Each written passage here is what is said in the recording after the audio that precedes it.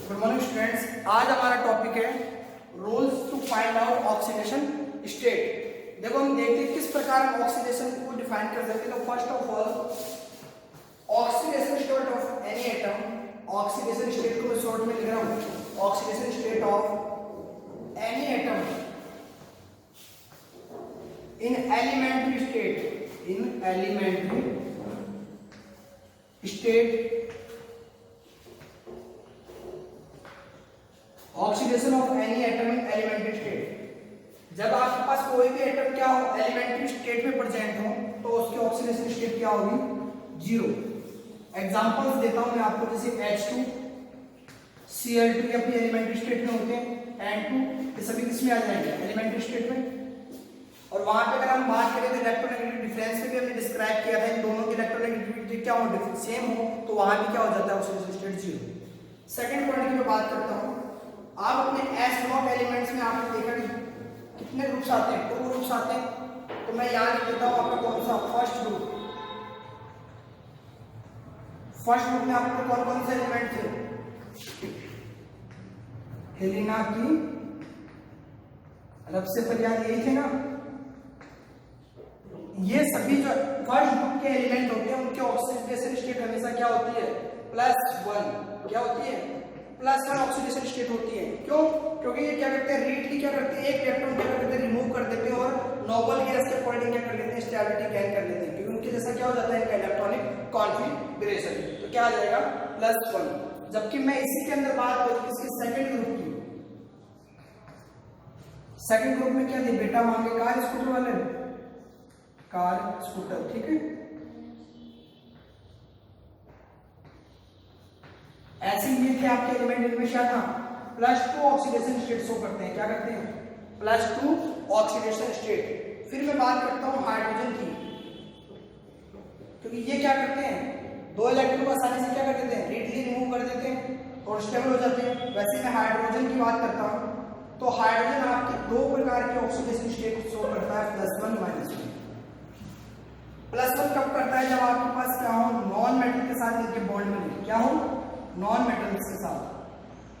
कैसे? जैसे मान लीजिए आपके पास H2O था, आपने क्या किया? HOH, इस पे +1 आएगा, इस पे +1 आएगा, इस पे -1 और इस पे -1। तो हाइड्रोजन पे क्या आ रहा है? +1 आ रहा है, यानी इसकी ऑक्सीडेशन स्टेट कितनी आ रही है? +1 आ रही है। कब? जब ये नॉन मेटल के साथ क्या बनाता हो? बॉन्डिंग करता हो। यदि ये मेटल्स के साथ बॉन्डिंग करता है, किसके साथ? मेटल्स के साथ, तो आप जानते हो कि मेटल्स क्या होते हैं? मोर इलेक्ट्रोपॉजिटिव होते हैं हाइड्रोजन से, यानी मोर इलेक्ट्रोपॉजिटिव देन हाइड्रोजन। तो यहां देखिए एक एग्जांपल देता हूं आपको, MgH2। अब आप MgH2 देखिए, MgHH। अब आपको पता है ये मोर इलेक्ट्रोपॉजिटिव है, तो यहां पे क्या आ जाएगा? +1 -1 +1। तो आप देखते हो मैग्नीशियम पे तो +2 चार्ज आता है, और जबकि हाइड्रोजन पे कैसे ऑक्सीडेशन स्टेट शो कर रहा है? -1। यानी मैक्सिमम 2 आपके पास क्या होती है? हाइड्रोजन की ऑक्सीडेशन स्टेट होती है +1 -1। आगे चलते हैं। एक चीज यहाँ पे याद रखने वाली ये है कि इसके एक्सेप्शन होता है इसके अंदर एक हाइड्रोजन वाले में। हाइड्रोजन की जो इलेक्ट्रोनेगेटिविटी होती है वो क्या होती है? ज्यादा होती है किससे? बोरॉन की इलेक्ट्रोनेगेटिविटी से। ये चीज आप ध्यान में रखेंगे, ये आपके पास क्या है? एक्सेप्शन है। क्या है? हाइड्रोजन की इलेक्ट्रोनेगेटिविटी क्या होती है? मोर होती है किससे? बोरॉन की इलेक्ट्रोनेगेटिविटी से, ठीक है। तो अगर आप इसके बाद BH के अगर अकॉर्डिंग बात करें तो BH3, अब आपको पता है इलेक्ट्रोनेगेटिविटी किससे ज्यादा? हाइड्रोजन की ज्यादा, तो किस पे माइनस चार्ज आएगा? हाइड्रोजन पे। न कि भाई हाइड्रोजन पे प्लस चार्ज आता था, लेकिन आएगा क्या? मोर इलेक्ट्रोनेगेटिव, तो क्या आएगा? माइनस का चार्ज आएगा। क्यों? वह इलेक्ट्रॉन को अपनी तरफ क्या करेगा? अट्रैक्ट करेगा। मैंने कहा था जिसकी जितनी ज्यादा इलेक्ट्रोनेगेटिविटी होती है वो क्या करता है? उतना ही ज्यादा पावर रखता है क्या? इलेक्ट्रॉन को अट्रैक्ट करने का। फिर आगे देखिए,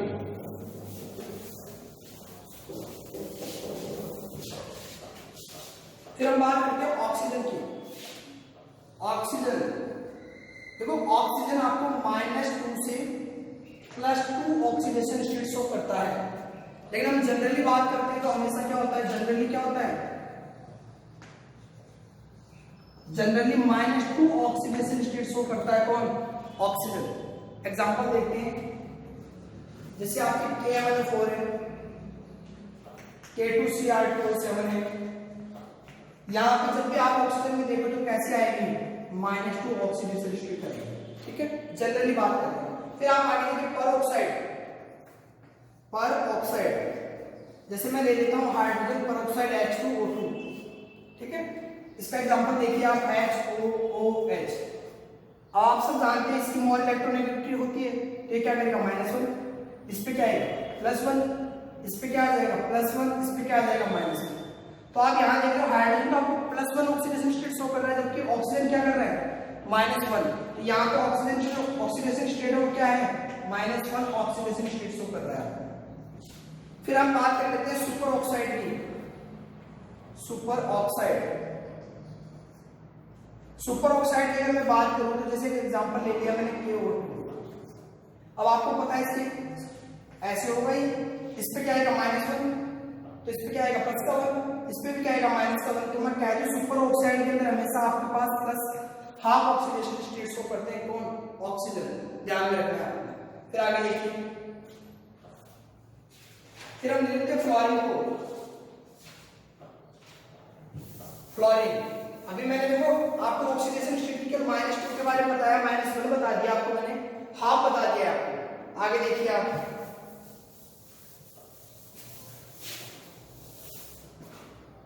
फ्लोरीन, आप जानते हैं फ्लोरीन कैसा होता है -1 ऑक्सीडेशन स्टेट शो करता है, -1 ऑक्सीडेशन स्टेट क्या करता है शो करता है। जबकि आपको पता है फ्लोरीन जो होता है वो मैक्सिमम इलेक्ट्रोनेगेटिव होता है इसमें पूरी पीरियोडिक टेबल में। तो हम लिखते हैं रेंज क्या होती है मैक्सिमम इलेक्ट्रोनेगेटिविटी होती है, इलेक्ट्रोनेगेटिविटी होती है। अब देखिए आप एग्जांपल देखते हैं इसमें, एक OF2 हम जानते हैं कैसे होगा OF। हमें पता है इसकी तुलना में ऑक्सीजन और फ्लोरीन की तुलना में जो फ्लोरीन है उसकी इलेक्ट्रोनेगेटिविटी क्या मोल है, तो इस पे क्या आएगा -1, तो इस पे क्या आ जाएगा +1, इस पे क्या आएगा -1, इस पे क्या आ जाएगा +1।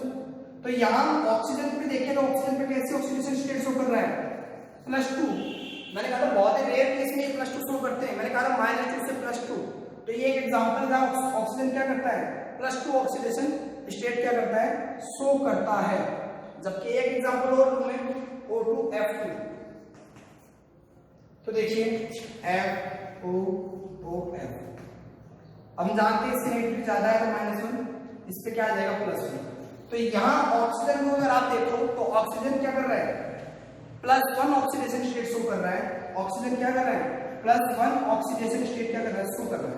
जबकि आप दोनों में देखा फ्लोरीन तो क्या करता है -1 ही ऑक्सीडेशन स्टेट शो करता है, जबकि ऑक्सीजन क्या कर रहा है आपको डिफरेंट ऑक्सीडेशन स्टेट क्या कर रहा है शो कर रहा है। यानी कहां से कहां तक -2 से +2 तक। आगे चलिए, अब आपको कुछ एग्जांपल दे देता हूं कैसे हम ऑक्सीडेशन स्टेट निकालते हैं। जैसे हम ले लेते हैं KMNO4, मान लीजिए हमको मैग्नीज की क्या निकालनी है ऑक्सीडेशन स्टेट क्या करनी है कैलकुलेट करनी है। तो हम क्या करते हैं बाकी जो भी ऑक्सीडेशन स्टेट जो होती है उसको लिखते हैं। जैसे पोटेशियम कौन से ग्रुप में आता है फर्स्ट वर्ग में आता है इस ग्रुप के, तो यहाँ पे क्या आ जाएगा +1। ऑक्सीजन के हम देखते हैं जनरली क्या करता है -2 शो करता है, तो यहाँ पे कितने -2 × 4 एटम है, तो कितना आ जाएगा -1, ये किसके बराबर आ जाएगा 0 के। तो यहाँ क्या आ गया आपके पास +1 x - 8 = 0। यहाँ क्या आ जाएगा x - 7 माइनस का 8 है प्लस का 1 है तो कितना आ जाएगा -7 = 0। तो x बराबर क्या आ जाएगा, ये माइनस के से उधर जाएगा तो +7। तो हम कह सकते हैं यहाँ मैग्नीज क्या है +7 ऑक्सीडेशन स्टेट शो करता है। इस प्रकार में हम क्या कर लेते हैं ऑक्सीडेशन स्टेट कैलकुलेट कर लेते हैं। तो हमने पढ़ लिया ऑक्सीडेशन स्टेट के रूल पढ़ लिए, किस प्रकार हम ऑक्सीडेशन स्टेट किसकी कितनी होती है वो यहाँ से हम क्या कर लेते हैं कैलकुलेट कर लेते हैं। इलेक्ट्रोकेमिस्ट्री में ऑक्सीडेशन प्लस रिडक्शन और ऑक्सीडेशन स्टेट बहुत ही ज्यादा आपके काम आती है। अब हम आगे बढ़ते हैं इलेक्ट्रोड की तरफ। इलेक्ट्रोड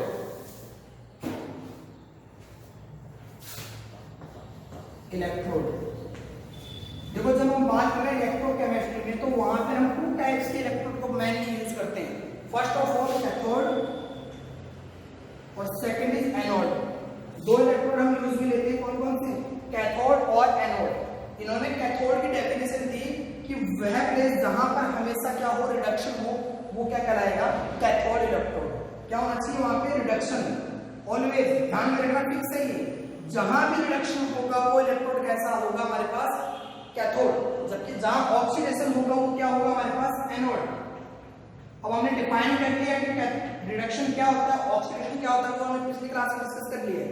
अब हमें ये पता चल जाएगा जहां ऑक्सीडेशन हो रहा है इसका मतलब वो इलेक्ट्रोड कैसा है, एनोड है, जहां रिडक्शन हो रहा है वो कैसा है, कैथोड है। देखो फिर हम बात करते हैं इलेक्ट्रोड टू टाइप्स के होते हैं, ये किसके बेसिस पे थे, ऑक्सीडेशन एंड रिडक्शन के बेसिस पे थे। दूसरी प्रकार से हम इलेक्ट्रोड की बात करते हैं रिएक्टिविटी के अकॉर्डिंग। यहाँ पे दो होते हैं आपके पास, इनर्ट और दूसरा कैसा होता है, एक्टिव इलेक्ट्रोड। देखो इनर्ट इलेक्ट्रोड क्या होते हैं, जब भी कोई सेल है उसमें क्या होगी, आपकी केमिकल रिएक्शन होगी, यदि वो केमिकल रिएक्शन में पार्टिसिपेट नहीं करता है तो वो कैसा इलेक्ट्रोड होगा, इनर्ट इलेक्ट्रोड। यदि वो पार्टिसिपेट करता है तो कैसा हो जाएगा, एक्टिव इलेक्ट्रोड, यानी उसकी रिएक्टिविटी ज्यादा है वो तो एक्टिव है, और जिसकी कम है वो क्या हो जाएगा, इनर्ट हो जाएगा। इसका एग्जांपल देखिए, आपके प्लेटिनम है, प्लेटिनम में जो भी इलेक्ट्रोड होते हैं वो कैसे होते हैं, इनर्ट इलेक्ट्रोड होते हैं। ग्रेफाइट है आपकी,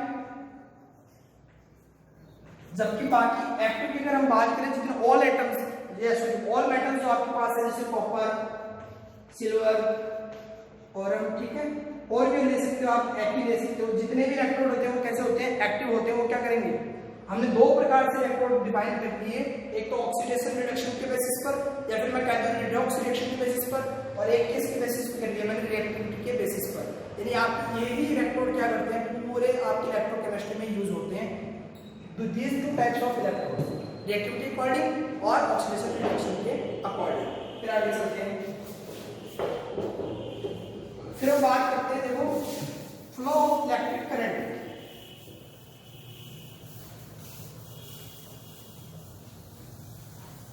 सबसे पहले मैं बात कर देता हूं कंडक्टर्स की।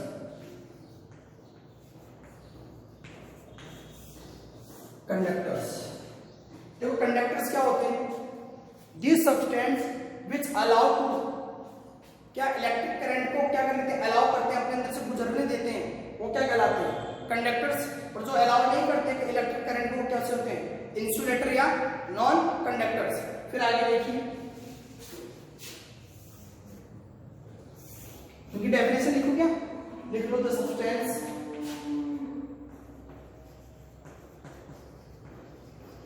which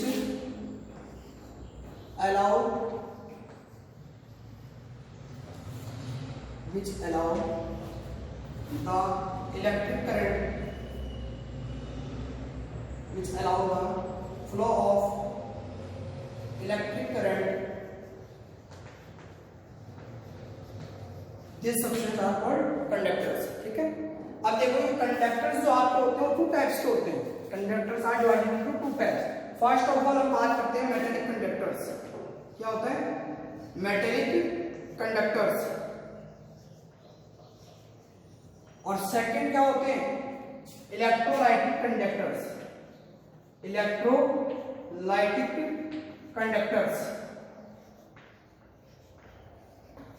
ये हम पूरा डिस्क्राइब अच्छे डिटेल से पढ़ेंगे कि मेटेलिक कंडक्टर्स क्या होते हैं और हमारे इलेक्ट्रोलाइटिक कंडक्टर्स क्या होते हैं। उससे पहले हम देख लेते हैं इंसुलेटर। इंसुलेटर की डेफिनेशन क्या होगी, this substance which do not allow the flow of electric current is called insulators। इनके एग्जांपल्स की अगर मैं बात करूं, जैसे कॉपर है, आपके Ag है, Fe है, ये आपके किसके हो जाएंगे एग्जांपल्स, कंडक्टर्स के एग्जांपल्स हो जाएंगे। जबकि बेस्ट एग्जांपल क्या होता है, या फिर मैं कह दूं कि मेटल्स जो आपकी जितनी भी होती है वो कैसी होती है, कंडक्टर्स होती है। आपके एलॉय मेटल्स होती है वो भी क्या होती है, कंडक्टर्स होती है। लेकिन यहाँ याद रखने वाला क्या है, ग्रेफाइट। ग्रेफाइट भी क्या होता है, कंडक्टर्स होता है। हमने सॉलिड स्टेट चैप्टर में भी पढ़ा था, ग्रेफाइट क्या होता है, कंडक्टिविटी शो करता है। जबकि मैं बात करूं इंसुलेटर की, तो इंसुलेटर में क्या आते हैं, रबर, प्लास्टिक, वुड्स, ग्लास, ये सभी किसमें आते हैं, आपके एग्जांपल से किसके, इंसुलेटर्स के। तो अगर आपसे पूछ लिया जाए कंडक्टर और इंसुलेटर में आप डिफरेंस बताइए, तो आपकी डेफिनेशन का डिफरेंस आ जाएगा, दूसरा किसका डिफरेंस आ जाएगा, एग्जांपल्स का डिफरेंस आ जाएगा। फिर हम बात करते हैं किसकी, मेटेलिक की और मेटालिक कंडक्टर्स और इलेक्ट्रोलाइटिक कंडक्टर्स। अब इसको डिटेल से पढ़ते हैं।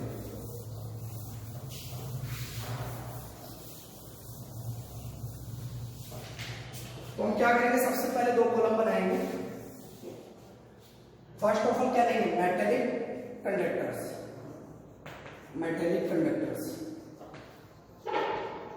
और इधर हम क्या लेंगे, इलेक्ट्रोलाइटिक कंडक्टर्स, इलेक्ट्रोलाइटिक कंडक्टर्स। इससे पहले मैं आपको एक चीज और बता देता हूं, फ्लो ऑफ करंट। करंट का जो फ्लो होता है ना, वो charge carrier by charge carrier, charge carrier, charge carrier के द्वारा ही करंट का क्या होता है, फ्लो होता है। ये ध्यान में रखने वाली बात है। मतलब ये समझो आप, करंट को एक जगह से दूसरी जगह कौन लेके जाता है, चार्ज कैरियर लेके जाता है उसको, और चार्ज कैरियर को एक जगह से दूसरी जगह लेके जाता है। उसके बीच के लिए हमें फोर्स की आवश्यकता होती है, जिसको हम क्या कहते हैं, इलेक्ट्रोस्टैटिक फोर्स, विद्युत वाहक बल जिसको आप बोलते हैं, क्या होते हैं, इलेक्ट्रोस्टैटिक फोर्स की आवश्यकता पड़ती है। तो यहाँ पे हमें ध्यान क्या रखना है, चार्ज कैरियर। तो मैं कह रही हूँ कंडक्टर्स होते हैं वो टू टाइप्स के होते हैं, on the basis of charge carrier. ये किसके बेसिस पर है, दोनों के दोनों, on the basis of charge carrier, charge carrier. और चार्ज कैरियर क्या होगा, मैंने बता दिया, वो फ्लो ऑफ करंट को क्या करता है, एक स्थान से दूसरे, वन प्लेस से अनदर प्लेस से क्या करता है, वहां पे फ्लो करवाता है, उसको होता है चार्ज कैरियर। अब आगे देखिए आप, सबसे पहले मैं बात करूं फर्स्ट पॉइंट इन दोनों में, तो सबसे पहले मैं चार्ज कैरियर की बात कर लेता हूं। चार्ज कैरियर, हम देखते हैं जितनी भी मेटल्स होती हैं वो क्या करती हैं, आसानी से इलेक्ट्रॉन को क्या कर देती हैं, रिमूव कर देती हैं। तो वहां पे जो फ्लो होता है वो किसका होता है, करंट में, करंट जो फ्लो ऑफ करंट है किसके द्वारा होता है, इलेक्ट्रॉन्स के द्वारा होता है। तो मैं कह देता हूं यहाँ चार्ज कैरियर क्या है, यहाँ पे इलेक्ट्रॉन, चार्ज कैरियर क्या है, यहाँ पे इलेक्ट्रॉन, जबकि यहाँ क्या होगा, आयंस, क्योंकि आपने क्या लिया, इलेक्ट्रोलाइटिक कंडक्टर्स लिया है। यानी मैं कह दूं कि इसमें अगर करंट फ्लो कराएंगे इसमें इलेक्ट्रोलाइटिक सॉल्यूशन में, तो वो क्या कहलाता है, इलेक्ट्रोलाइटिक कंडक्टर्स कहलाता है हमारा।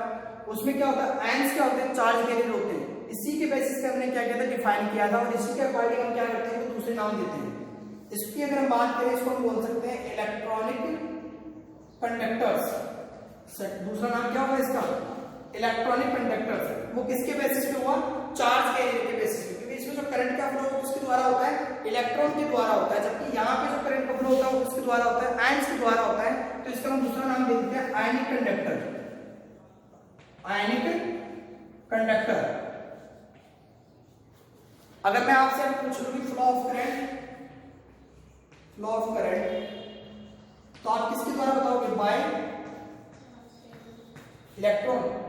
चार्ज कैरियर तो होता ही है, लेकिन चार्ज कैरियर किसको लेके जा रहा है, इलेक्ट्रॉन को, तो इलेक्ट्रॉन के द्वारा, यहाँ किसके द्वारा हो जाएगा, आयंस के द्वारा। बात हुई। तो चार्ज कैरियर समझ में नहीं आता तो आप ये रखो कि फ्लो ऑफ करंट किसके द्वारा होता है, इलेक्ट्रॉन के द्वारा होता है, और यहाँ किसके द्वारा होता है, आयंस के द्वारा होता है।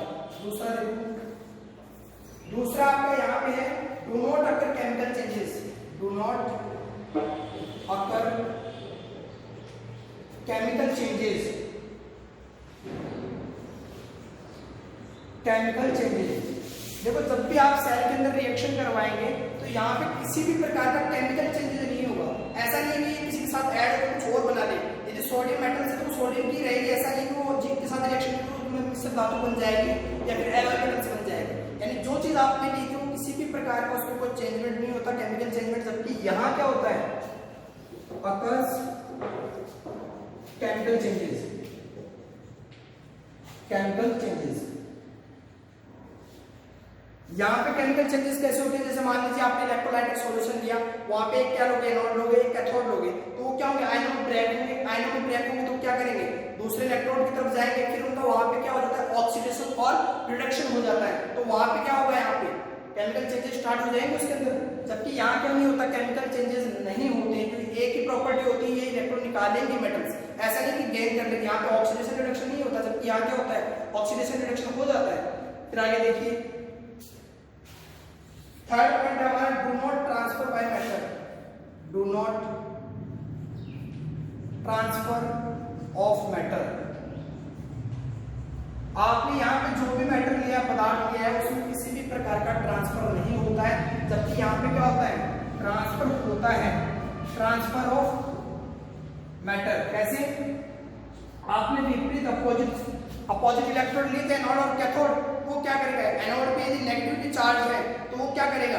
पॉजिटिवली जो चार्ज जो सब्सटेंस है उसको अपनी तरफ अट्रैक्ट करेगा, और जो नेगेटिवली चार्ज है वो क्या करेगा? पॉजिटिव को, और जो पॉजिटिवली चार्ज है वो क्या करेगा? नेगेटिव चार्ज एटम्स को अपनी तरफ अट्रैक्ट करेगा। तो वहां पे मैटर क्या होते हैं? ट्रांसफर होता है मैटर्स का, क्योंकि वहां पे क्या होते हैं? अपोजिट चार्ज होते हैं, उसके अकॉर्डिंग क्या होता है? मैटर्स का भी ट्रांसफर होता है। फोर्थ डिफरेंस की जब मैं बात करूं तो मेटेलिक कंडक्टर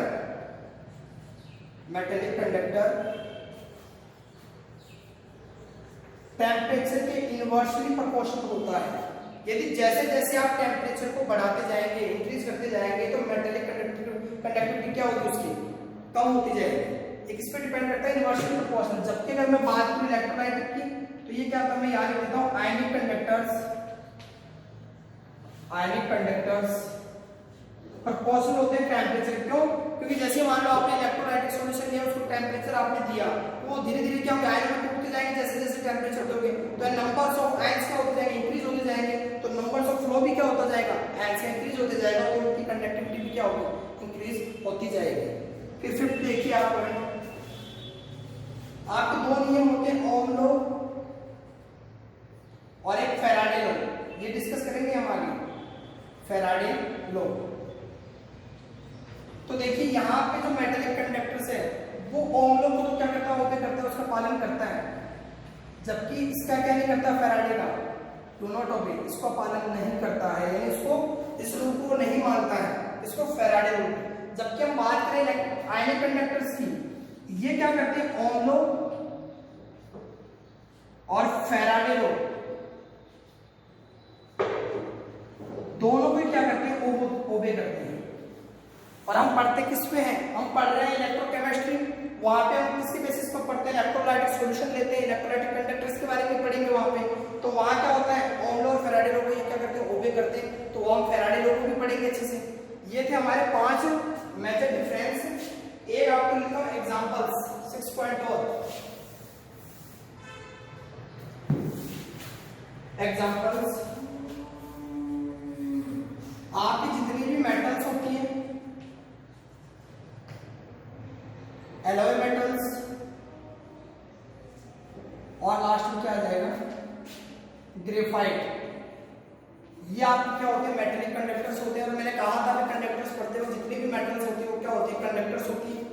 जबकि इसकी बात करूं मैं एग्जांपल्स की, जितने भी आपके पास एसिड होंगे, भैया आपने एसिड ले लिया जैसे HCl, तो ही वो आयन में डिफ्यूज होगा H+ और Cl- में। या फिर मैं कह दूं आप जितने भी बेस होते हैं वो भी क्या करेंगे? पॉजिटिव और नेगेटिव आयन से ब्रेक होंगे। या फिर मैं कह दूं क्या होते हैं? 60 जो भी होते हैं वो कैसे एग्जांपल होते हैं? आयनिक कंडक्टर्स होते हैं। वो भी किसमें ब्रेक होते हैं? आयंस में ब्रेक होते हैं। ये हमने पढ़ा मेटेलिक कंडक्टर्स और इलेक्ट्रोलाइटिक कंडक्टर्स। और इसको एक एग्जांपल लिख के ग्रेफाइट लिख लिया आपने। तो देखो हमने डिफाइन कर लिया मेटेलिक कंडक्टर्स और आयनिक कंडक्टर्स। सबसे पहले हमने देखा है इसको इलेक्ट्रॉनिक कंडक्टर्स भी बोलते हैं, क्योंकि इसमें जो फ्लो, जो करंट का फ्लो है इसके द्वारा होता है, इलेक्ट्रॉन्स के द्वारा होता है।